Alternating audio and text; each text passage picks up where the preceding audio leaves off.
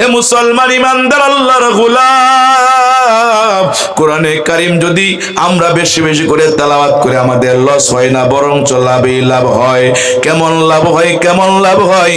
হাদিস শরীফের ভিতরে আসছে, হাদিসের বাব অর্থ এমন, আল্লাহর কোন বান্দা বান্দি যখন মহাব্বতের সাথে আল্লাহর কালাম তেলাওয়াত করা শুরু করে দেয়, আল্লাহর মহাব্বতের সাথে আল্লাহর কালাম তেলাওয়াত করার সময় আল্লাহর রহমতের ফেরেশতারা তার নিকটে চলে আসে।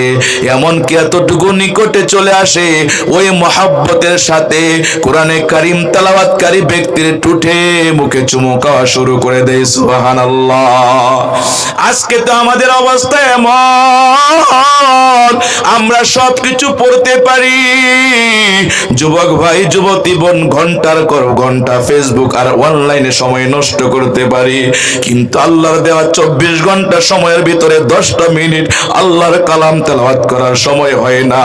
অথচ তাওরাত হচ্ছে কিতাবুল্লাহ, জাবুর হচ্ছে কিতাবুল্লাহ, ইনজিল হচ্ছে কিতাবুল্লাহ। উলামায়ে কেরামরা বলেন তাওরাত আল্লাহর কিতাব, জাবুর আল্লাহর কিতাব, ইনজিল আল্লাহর কিতাব। কোরআন সম্পর্কে বলা হয় কোরআন হচ্ছে কালামুল্লাহ। কোরআন শুধু আল্লাহর কিতাব নয়, কোরআন হচ্ছে আল্লাহর কথা। জোরে কোন সুবহানাল্লাহ। কোন ব্যক্তি যখন কোরআনে কারীম খুলে খুলে কোরআনে কারীমের তেলাওয়াত শুরু করে দেয়, ওই ব্যক্তি কেমন জানি সরাসরি আল্লাহর সাথে কথা বলা শুরু করে দেয়। মুসলমান ইমানদার ও যুবক ভাই, দিলের কানটা লাগায় শোনা, ঘন্টার পর ঘন্টা তুমি ফেসবুক চালাইতে পারো, কিন্তু কোরআনে কারীম তেলাওয়াত করার তোমার তৌফিক হয় না। আমার মা বোনরা দিলের কানটা লাগায় শুনেন, ঘন্টার পর ঘন্টা আপনারা ঘন্টার পর ঘন্টা বসে বসে আড্ডা দিতে পারেন, কিরণমালা আর নাটক সিনেমা দেখতে পারেন, কিন্তু আল্লাহর কালাম কোরআনে কারীমের তেলাওয়াত করার তৌফিক হয় না।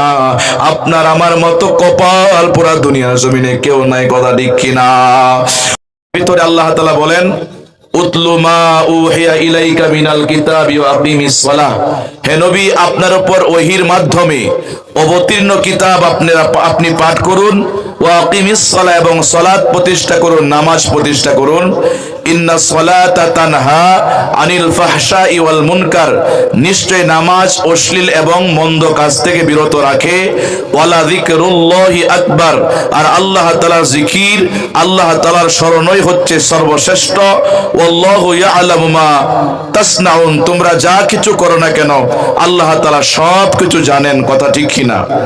সম্মানিত উপস্থিতি, যে আয়াতে কারিমা আপনাদের সামনে তেলাওয়াত করেছি, তেলাওয়াতকৃত আয়াতে কারিমার ব্যাখ্যায় তাফসিরে মারিফুল কোরআনের ভিতরে আল্লামা শফি রহমাতুল্লাহ আলাইহি তিনি বলেন, আয়াতে কারিমা নাজিল করার মাধ্যমে আল্লাহ তাআলা তার হাবিব নবী মুহাম্মদুর রাসূলুল্লাহ সাল্লাল্লাহু আলাইহি ওয়াসাল্লামকে দাওয়াত ও তাবলীগের সংক্ষিপ্ত কিন্তু পূর্ণাঙ্গ একটি ব্যবস্থাপত্র বলে দিয়েছেন। সুবহানাল্লাহ।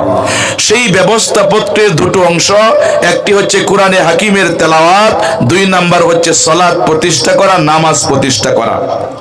বাস্তবিক পক্ষেই একজন মানুষ যদি সত্যিকারের মানুষ হতে হয়, একজন মানুষ সত্যিকারের মানুষ হতে গেলে কোরআন তেলাওয়াত এবং নামাজের কোনো বিকল্প নাই। আমাদের পৃথিবীতে দেখবেন, বিশেষ করে বাংলাদেশে মানুষের কোনো অভাব নাই, কিন্তু সত্যিকারের মানুষ পাওয়া বড় অভাব, কথা ঠিক কিনা? মানুষ তো তাকে বলা হয় যার হুঁশ আছে, মানুষ তো তাকে বলা হয় যে দুনিয়াতে এমন ভাবে চলে তার মাধ্যমে তার রবের কোনো নাফরমানি হয় না, তার মাধ্যমে রবের হুকুম লঙ্ঘন হয় না, সে রবের হক আদায় করার পাশাপাশি মাখলুকাতের হক, আল্লাহর বান্দা বান্দীদের হকও আদায় করে। মানুষ তো তাকে বলা হয় যে দুনিয়াতে এমন ভাবে চলে, দুনিয়াতে চলার কারণে তার পরকালকে সে বরবাদ করে না, কথা ঠিক কিনা?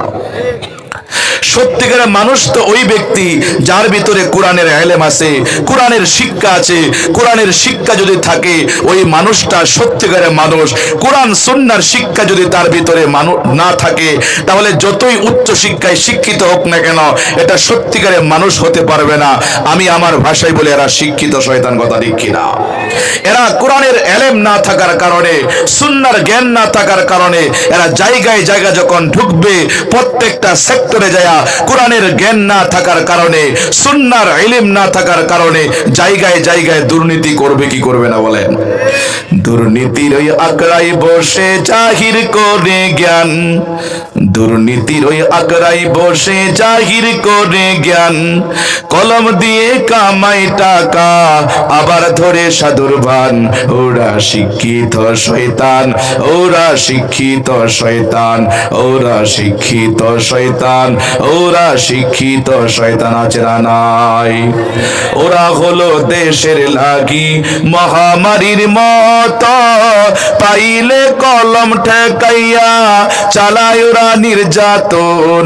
ওরা হলো দেশের লাগি মহামারীর মতন, পাইলে কলম ঠেকাইয়া চালায় ওরা নির্যাতন।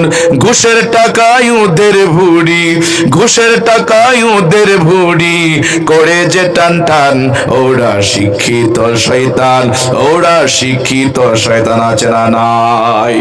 কোরআনের শিক্ষা যদি কোনো ব্যক্তির ভিতরে না থাকে, ওই ব্যক্তি যতই শিক্ষিত হোক না কেন সে শিক্ষিত মানুষ হতে পারবে না, শিক্ষিত শয়তান হবে। কথা ঠিক কিনা? তো বলতেছিলাম, বাস্তবিক পক্ষে একজন মানুষ যদি সত্যিকারের মানুষ হতে হয়, নামাজ এবং কোরআন তেলাওয়াতের কোনো বিকল্প আছে বলেন? কোরআন এবং নামাজ এবং কোরআন তেলাওয়াতের কোনো বিকল্প নাই। সম্মানিত উপস্থিতি, আসুন শফি রহমাতুল্লাহ যে কথাটা বলতেছিলেন যে রাসূলকে আল্লাহ তাআলা আয়াতে কারিমা নাজিল করার মাধ্যমে দাওয়াত ও তাবলীগের সংক্ষিপ্ত কিন্তু পূর্ণাঙ্গ একটি ব্যবস্থাপত্র বলে দিয়েছেন। সেই ব্যবস্থাপত্রের দুটো অংশ, একটি হচ্ছে কোরআনে হাকিম তেলাওয়াত করা, 2 নাম্বার হচ্ছে নামাজ প্রতিষ্ঠা করা। আসুন আমরা এই দুটো বিষয়কে নিয়ে আলোচনা করি। আল্লাহ তাআলা সকলকে শেষ পর্যন্ত আখিরি মোনাজাত পর্যন্ত থাকার তৌফিক দান করে, সকলে বলেন আমিন। সম্মানিত উপস্থিতি, এই কোরআন এমন একটা কিতাব, এই কোরআনের সংস্পর্শে যারাই আসবে আল্লাহ তাআলা তাদেরকে দামি বানায় দিবে। জোরে কোন সুবহানাল্লাহ। আপনারা চুম্বক, লোহা চিনেন? লোহা, চুম্বক চিনেন তো? চুম্বক, লোহা দেখবেন চুম্বক লোহাকে আকর্ষণ করে কি করে না বলেন? চুম্বক লোহাকে আকর্ষণ করে কি করে না? চুম্বক যেমন লোহাকে আকর্ষণ করে, ঠিক তেমনি ভাবে কোরআনে কারিমের তেলাওয়াত আল্লাহর রহমতকে আকর্ষণ করে। সুবহানাল্লাহ। একজন মানুষ কোরআনে কারিমের তেলাওয়াত পারে না, তবে মহাব্বত করে কোরআনে কারিমকে, মহাব্বতের দিকে তাকায়া তাকে ভালোবেসে মাঝে মাঝে কোরআন শরীফকে বুকের সাথে লাগায়, চুমুকায়, আর মনে মনে বলে, আল্লাহ এটা তোমার কালাম, আমার তৌফিক হয় নাই তাই তেলাওয়াত শিখতে পারি নাই, আল্লাহ তোমার কালামকে ভালোবাসি, তোমার কালামের ভালোবাসা নিয়ে কবরে যাওয়ার তৌফিক দান করো। হতে পারে এই উসিলা করে, এটাকে উসিলা করে পরকালে আল্লাহ তাআলা ওই ব্যক্তিকে নাজাত দিতে পারে কি পারে না বলেন? উলামায়ে কেরামগণ বলেন, এই কোরআন পড়া ইবাদত, এই কোরআন অন্যকে পড়ানো ইবাদত, এই কোরআন বোঝা ইবাদত, এই কোরআন অন্যকে বোঝানো ইবাদত, এই কোরআন শোনা ইবাদত, এই কোরআনে কারিমের তেলাওয়াত শোনানো ইবাদত। এমনকি একজন ব্যক্তি কোরআনে কারিমের তেলাওয়াত পারে না, মুহাব্বতের সাথে তাকিয়ে থাকে, ওই তাকিয়ে থাকাটাও ইবাদত। সুবহানাল্লাহ। ছোট্ট একটা ঘটনা বলে আলোচনার সামনের দিকে নিয়ে যাই। কোরআনে কারিমের সাথে মহাব্বত রাখলে লাভ কতটুকু হয়? খুতবাতে হাকিমুল ইসলামের ভিতরে কারি তয়েব সাহেব রহমাতুল্লাহ আলাইহি তিনি বলেন, ইন্ডিয়ার জমিনে একটা অজয়পাড়া গ্রাম ছিল। গ্রামটা ছিল মূর্খের গ্রাম। কিসের গ্রাম বলুন? মূর্খের গ্রাম। গ্রামের সবাই মুসলমান ছিল বটে, তবে ধর্মীয় রীতিনীতি সম্পর্কে তারা ছিল বড় অজ্ঞ, তারা ছিল বড় জাহেল। হঠাৎ করে তাদের থেকে একজন ব্যক্তি দুনিয়া থেকে বিদায় হয়ে যায়। কিন্তু এই গ্রামের মানুষরা এতই কপাল পোড়া ছিল, ওই ব্যক্তি যে মারা গেল তাকে কিভাবে গোসল করাইতে হবে, কাফন পরাইতে হবে, কবরস্থ করতে হবে, জানাজা করতে হবে, এতটুকু ধর্মীয় জ্ঞান ওই গ্রামের মানুষদের মধ্যে ছিল না। মারা যাওয়ার পর গ্রামের মানুষরা বড় বিপাকে পড়ে গেল। সকালবেলা রাস্তায় দাঁড়িয়ে থাকলো, দেখা যাক এখান দিয়ে মোল্লা টাইপের কোন ব্যক্তি হেঁটে যায় কিনা, তাকে পাইলে আমরা এই কাজটা সমাধান করব। দীর্ঘ সময় পর্যন্ত দাঁড়িয়ে থাকলো, বেলা উঠে গেল। হঠাৎ করে একজন ব্যক্তি বাইসাইকেল করে আসতেছে, তার পরনে পায়জামা, গায়ের ভিতরে পাঞ্জাবি, মুখে সুন্দর দাড়ি টুপি, দেখে মোল্লা মোল্লা মনে হয়। আসলে এই ব্যক্তিটা আলেম ছিল না, ওই ব্যক্তি ছিল তখনকার জামানায় রশিদ আহমদ গঙ্গুহি রহমাতুল্লাহ খলিফা। জুরে কোন সুবহানাল্লাহ। এবার তারা ধরলো, বিস্তারিত ঘটনা বলল। সে বলল আমার অফিসে জরুরি কাজ আছে। তারা বলল আপনার কাজ তো করবেন, তবে আমরা তো মুসলমান হিসাবে বিপদে পড়ে গেছি। তো ওই ব্যক্তিকে বোঝানো সমঝানোর পর তারা ওই ব্যক্তিকে নিয়ে তাদের বাড়িতে গেল। সে তার লাশ ধোয়াইলো, কাফনের কাপড় পরাইয়া, এরপর আপনার জানাজা শেষ করে কবর খনন করে কবরস্থ করে যখন মাটি সমান করে চলে আসলো, হঠাৎ করে ওই ব্যক্তি তার বুক পকেটের ভিতরে হাত দিয়ে দেখে তার মূল্যবান যে কাগজটা ছিল, ওই কাগজটা তার পাঞ্জাবির পকেটে আর নাই।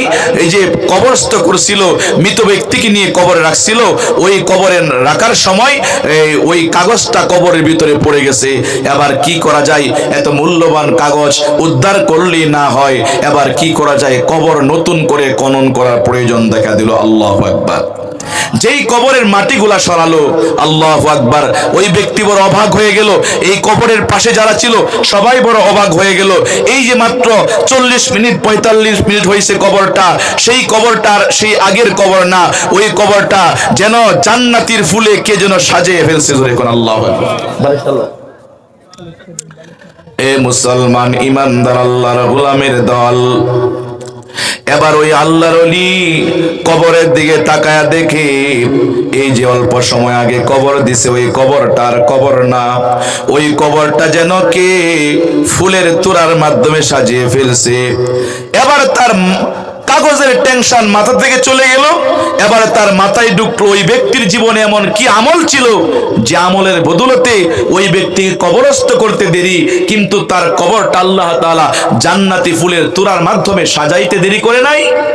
তার একমাত্র কন্যা সন্তান জীবিত ছিল। এই ভাই বসো। এবার কন্যাকে বলল, মা তোমার বাবার এমন কি ভিআইপি আমল ছিল যে আমলের কারণে আল্লাহ তাআলা তোমার বাবার সাথে এমন মুআমালা করেছেন? মেয়েটা বলল, হযরত আসলে আমার বাবা ছিল মূর্খ, নামাজ কি জিনিস জানতো না, ওযুটা পর্যন্ত করতে পারতো না। তবে আবার আব্বা একটা আমল করতো। আমার মা বোনরা দিলের কানটা লাগায় শোনেন, আপনাদেরকে আস্তে আস্তে মূল আলোচনার দিকে নিয়ে যাব। আগে আমাদের দিল মন মানসিকতাগুলো প্রস্তুত হোক। আল্লাহর কালামের প্রতি মহব্বত, ঈমান, আল্লাহর কালামকে ভালোবাসলে ইমানের তাকমিলাই পৌঁছা যাবে। জোরে কোন সুবহানাল্লাহ। এবার ওই ব্যক্তিটা, ওই মহিলা বলল, আল্লাহর ওলি,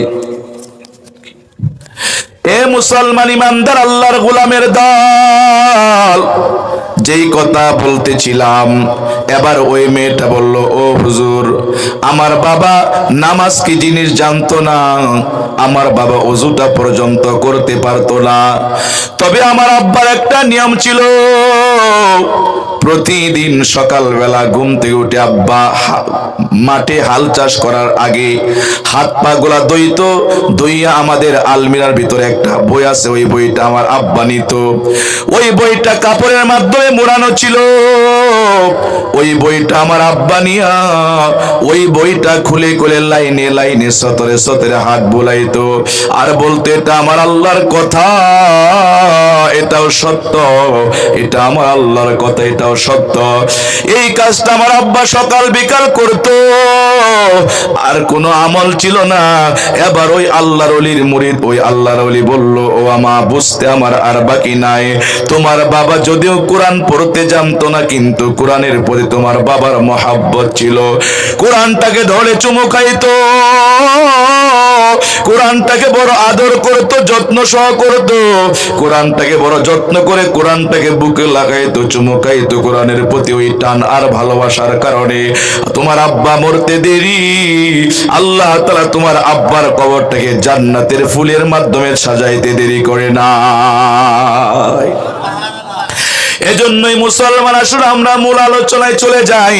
এই কোরআন এমন একটা কিতাব, এই কোরআন পড়া ইবাদত, এই কোরআন পড়ানো ইবাদত, এই কোরআন শোনা ইবাদত, এই কোরআনে কারিমের তেলাওয়াত অন্যকে শোনানো ইবাদত। এমনকি কোনো ব্যক্তি কোরআনে কারিমের তেলাওয়াত পারে না, কোরআনে কারিমের দিকে তাকায়া থাকে। উলামায়ে কেরামগণ বলেন, এই কোরআনে কারিমের দিকে এইভাবে তাকিয়ে থাকাটা ইবাদত। কোরআনে কারিমের সাথে যারা সম্পর্ক রাখবে, কোরআনে কারিমের সাথে যারা ভালোবাসা রাখবে, তাদের লাভ কতটুকু হবে?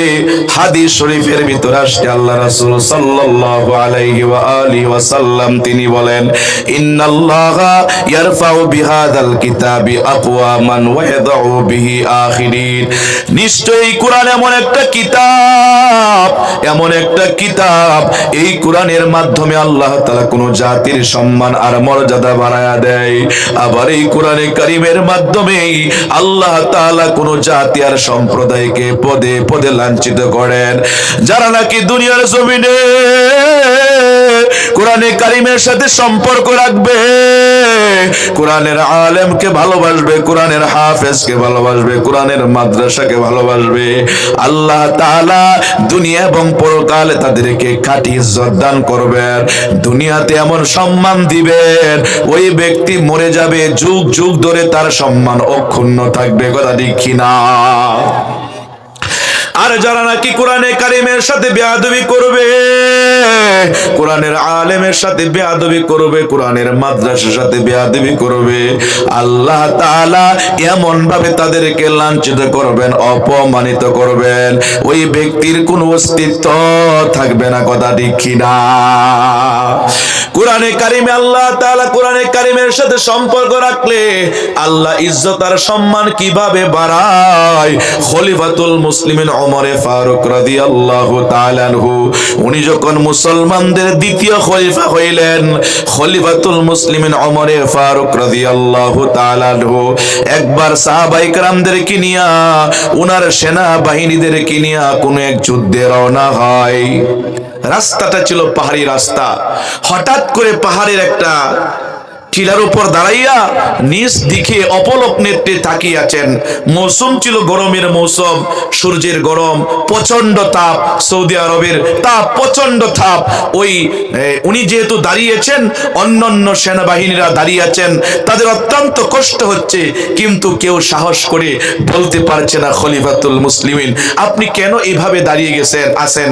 হঠাৎ করে একজন সেনাবাহিনী জিজ্ঞাসা করেই ফেলল, খলিফাতুল মুসলিমিন বেয়াদবি মনে কিছু না করলে একটা কথা বলি, আপনি যে ওই টিলার উপর দাঁড়ায়া নিজ দিকে অপলক নেত্রে তাকিয়ে আছেন, আপনার কোনো জিনিস হারিয়ে গেছে কিনা?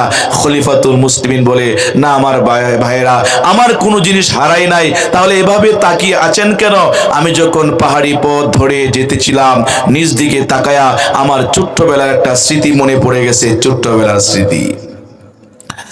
এবার বলল খলিফাতুল মুসলিমিন ওমর, আপনার ছোট্টবেলার কি স্মৃতি মনে পড়ে গেছে? ওমরে ফারুক রাদিয়াল্লাহু তাআলা আনহু তিনি বলেন, ও আমার ভাইয়েরা, আমি যখন ছোট ছিলাম, আমার বাবা খাত্তাব আমাকে উট দিয়া বলতো, ওমর যাও এই উটগুলাকে মরুভূমি থেকে চড়াইয়া নিয়ে আসো।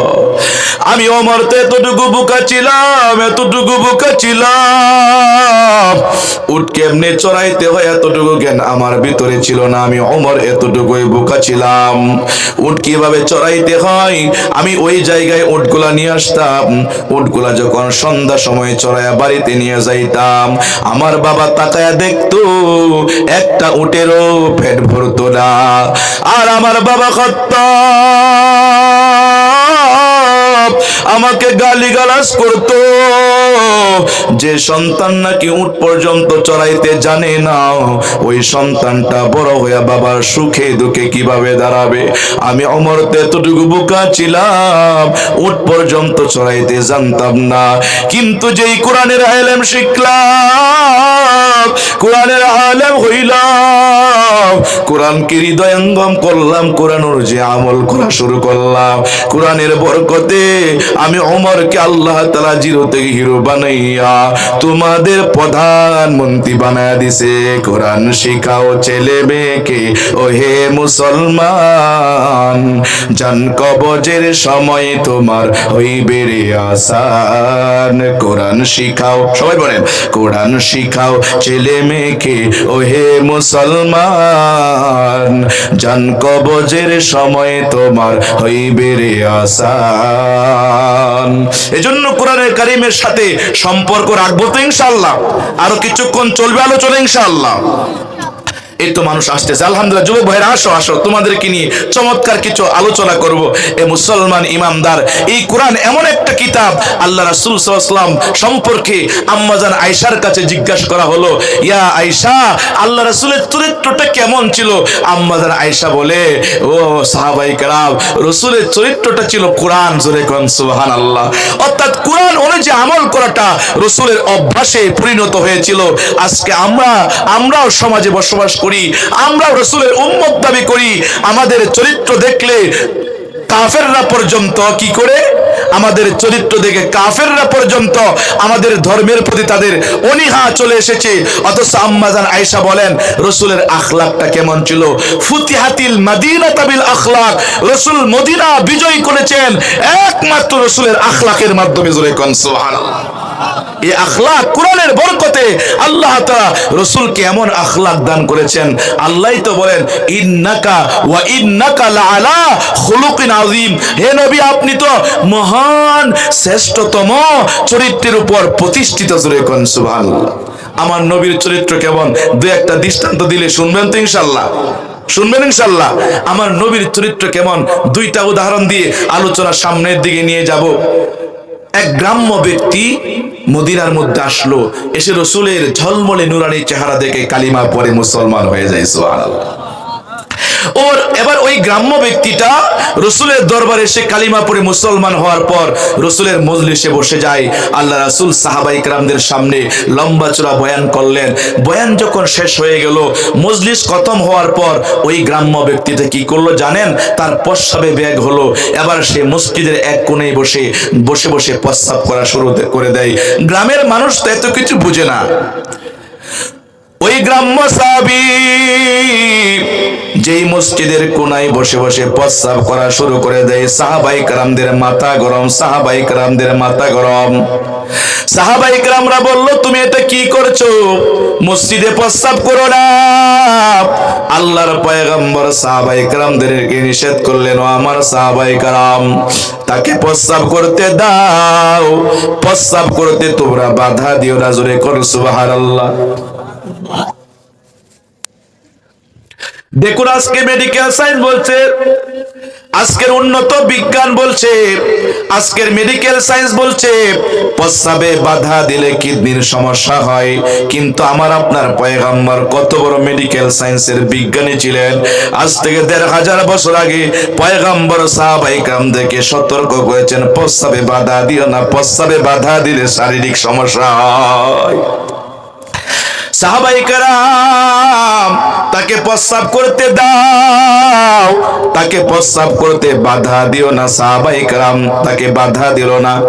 ওই ব্যক্তি যখন তৃপ্তি সহকারে প্রস্রাব করলো, রাসূল তাকে ধমক দিলেন না, তাকে মারধর করলেন না, প্রতিশোধ নিলেন না। সুবহানাল্লাহ। আল্লাহ রাসূল তাকে সুন্দর করে ডাকলেন, বাবা আমার এখানে আসো।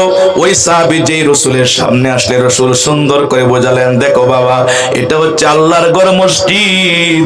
এখানে উচিত না প্রস্রাব করা, পায়খানা করা, ময়লা ফেলা, বরঞ্চ মসজিদকে বানানো হয়েছে আল্লাহর ইবাদত করার জন্য, নামাজ পড়ার জন্য, কোরআন তেলাওয়াত করার জন্য। সুন্দর করে বোঝানোর পর ওই ব্যক্তি বুঝতে পারল, হায় আমি তো অনেক বিশাল বড় অপরাধ করে ফেলছি। জোরে কোন আল্লাহু আকবার। ওই ব্যক্তি বলল, ইয়া রাসূলুল্লাহ, ইয়া হাবিবাল্লাহ, আমি এমন অপরাধ আর করব না। অপরাধের জন্য ক্ষমা প্রার্থী, নিজেই নিজের অপরাধটা ধরে ফেলছে। এবার যখন রাসূলের কাছ থেকে বিদায় নিয়া ওই সাহাবী বাড়ির দিকে রওনা হয়, এবার রাসূল বলল, সাহাবী তুমি এদিকে আসো। ওই সাহাবী আসার পর রাসূল একখানা জামা মুবারক তাকে হাদিয়া দিয়ে দিলেন।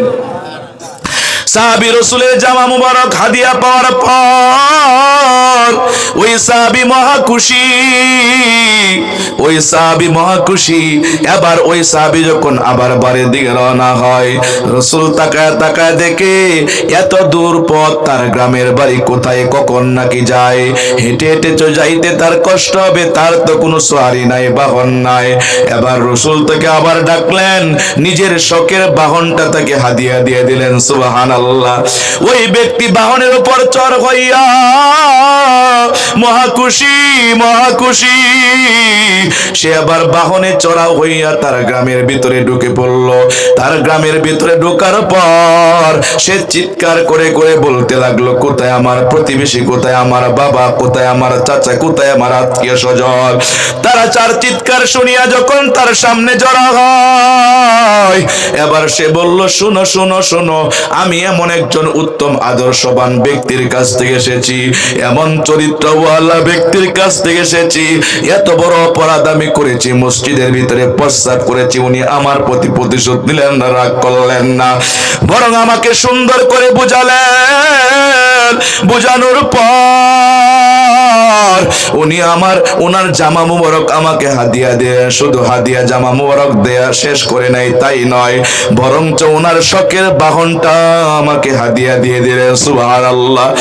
এবার তার গ্রামের মানুষ তার মুখ থেকে বিবরণ শোনার পর গ্রামের সমস্ত মানুষরা বলল, তাহলে তো এমন উত্তম আদর্শওয়ালা ব্যক্তির সন্ধানে আমাদের যাওয়া দরকার।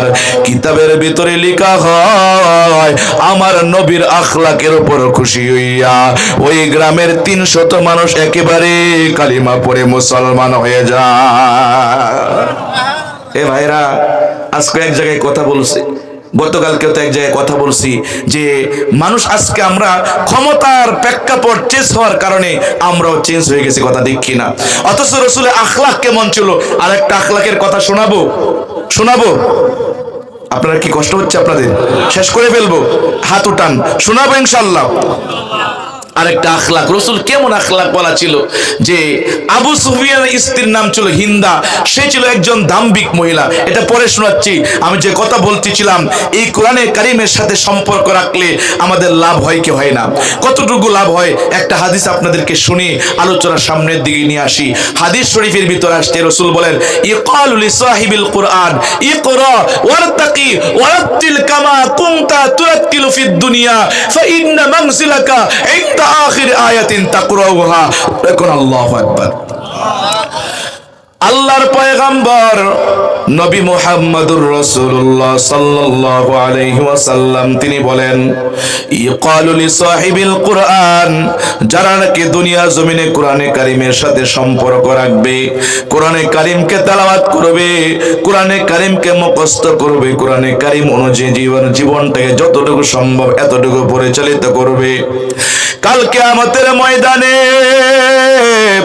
ইকালু লিসাহিবিল কুরআন, আল্লাহ তাআলা ওই কোরআনে হামেলে কোরআনকে জিজ্ঞাসা করবেন, ও আমার বান্দারা প্রশ্ন করবেন, ইকরা ওয়ারতাকি, আজকে তুমি হাসরের মাঠে কোরআন শরীফ পড়তে থাকো আর তুমি চড়তে থাকো, উপরে উঠতে থাকো, উপরে উঠতে থাকো, সুবহানাল্লাহ, কামা কুনতা তুরাতিলু ফিদ দুনিয়া, দুনিয়ার জমিনে যেমনি ভাবে নাকি তুমি তার তিলের সাথে মাখরাজ সহ বিশুদ্ধভাবে কোরআনে কারিমের তেলাওয়াত করতা, আজকে হাসরের মাঠে তুমি এইভাবে কোরআনে কারিমের তেলাওয়াত করতে থাকো আর উপরে উঠতে থাকো, কারণ তোমার মর্যাদা হবে শেষ আয়াতের নিকটে, যেখানে যায় তুমি তোমার তেলাওয়াত শেষ করবা। সুবহানাল্লাহ। এ মুসলমান ইমানদার আল্লাহর গোলাম, কোরআনে কারিম যদি আমরা বেশি বেশি করে তেলাওয়াত করে আমাদের লস হয় না, বরঞ্চ লাভই লাভ হয়। কেমন লাভ হয়, কেমন লাভ হয়? হাদিস শরীফের ভিতরে আসছে, হাদিসের বাব অর্থ এমন, আল্লাহর কোন বান্দা বান্দি যখন মহাব্বতের সাথে আল্লাহর কালাম তেলাওয়াত করা শুরু করে দেয়, আল্লাহর মহাব্বতের সাথে আল্লাহর কালাম তেলাওয়াত করার সময় আল্লাহর রহমতের ফেরেশতারা তার নিকটে চলে আসে, এমনকি এতটুকু নিকটে চলে আসে ওই মহাব্বতের সাথে কোরআনে কারিম তেলাওয়াতকারী ব্যক্তির ঠোঁটে মুখে চুমু খাওয়া শুরু করে দেয়। সুবহানাল্লাহ।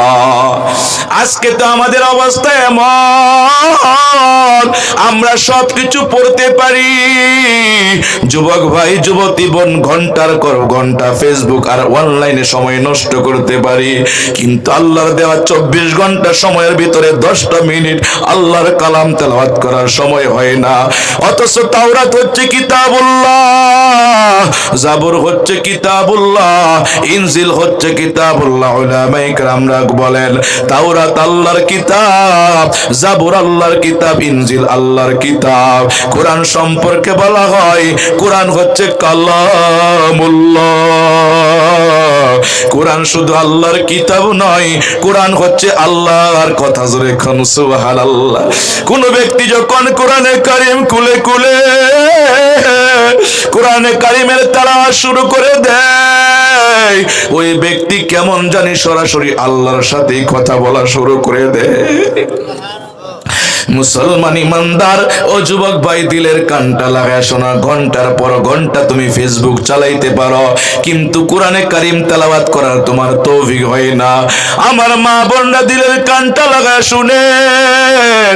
ঘন্টার পর ঘন্টা আপনারা ঘন্টার পর ঘন্টা বসে বসে আড্ডা দিতে পারেন, কিরণমালা আর নাটক সিনেমা দেখতে পারেন, কিন্তু আল্লাহর কালাম কোরআনে কারীমের তেলাওয়াত করার তৌফিক হয় না। আপনার আমার মতো কপাল পোড়া দুনিয়ার জমিনে কেউ নাই, কথা ঠিক কিনা? ও আমার মা বোনরা, তো আপনাদের মতো একজন মহিলা ছিল, ওনার নাম ছিল ফাতেমা রাদিয়াল্লাহু তাআলা আনহা। উনি একবার শীতের রাতে আশার নামাজ আদায় করার পর 2 রাকাত নফল নামাজের নিয়ত বাঁধলেন। মনে মনে ভাবলেন আজকে দীর্ঘ রাত পর্যন্ত দাঁড়ায় দাঁড়ায় নামাজের ভিতরে তেলাওয়াতের মাধ্যমে আল্লাহর সাথে কথা বলবো। ফাতেমা রাদিয়াল্লাহু তাআলা আনহা আল্লাহু আকবার বলে নামাজ শুরু করে দেয়। কোরআন শরীফের তেলাওয়াত নামাজের ভিতরে করে আর ওনার কাছে মজা লাগে, আর মজা লাগে। জোরে কোন সুবহানাল্লাহ। 2 রাকাত নামাজ যখন সালামের মাধ্যমে শেষ করলো, উনি শুনতে পাইলো ফজরের আজান হয়ে গেল। এবার 2টা হাত উপরের দিকে উঠাইয়া আল্লাহর কাছে কেঁদে কেঁদে বলে, রে মালিক, আমি তো কেবল 2 রাকাত নফল নামাজের জন্য নিয়ত বেঁধেছিলাম, কিন্তু কি করব, তোমার রাত্রটা কেন এত ছোট হয়ে গেছে? আসলে রাত্র কি ছোট হইছে না? বলেন, রাত্র ছোট হইছে? ওনাদের অন্তরে কোরআনের এই পরিমাণ ইশক ছিল, মহব্বত ছিল, রাত্র কোন দিক দিয়ে গেছে ওনারা টেরই পায় না, কথা ঠিক কিনা? ও আমার মা বোনরা, ও আমার পুরুষ ভাইরা,